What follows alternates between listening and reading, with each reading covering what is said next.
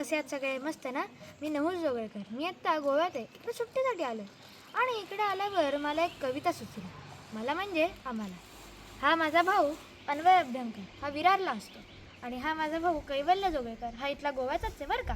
पण आमचा तिघांचा जन्म गोव्यातच झाला आणि एकदा झोपाळ्यावर बसलेलं असताना आम्हाला ही कविता सुचायला लागली आणि मग कविता पूर्ण झाली. आम्ही कविता सादर करीत आहोत गोव्याचे गाणे.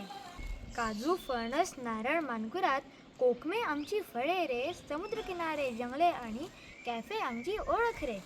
तांबडी सुर्ला, सप्तकोटेश्वर, मंगेशी आणि महालसा रे, शांता, दुर्गा, महालक्ष्मी, नागेशी आणि रामनाथी रे. झाडे आणि निसर्ग आम्ही रोज रोज पाहतो रे, तातो, भोसले आणि रियल अशा काही कॅफे रे. मापसा, काणकोण आणि पेडणे अशी काही गावे रे, परवरीत पुंडलिक नगर आहे रे.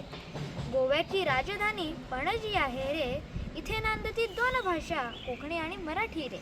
मांडवी व जुवारी इथल्या नद्या रे, छत्रपतींच्या परस्पर्शाने पावन इथली भूमी रे. मग कशी वाटली कविता? कशी वाटली ते नक्की सांगा. आणि तुम्हाला एक गंमत माहिती आहे का? ही कविता ऐकताना तुम्हाला एक शब्द ऐकू आला असेल, सप्तकोटेश्वर. सप्तकोटेश्वर. तर त्या गंमत म्हणजे आम्ही त्या मंदिर परिसराच्या आवारातच ही कविता सादर केली. ते सप्तकोटेश्वराचं मंदिर.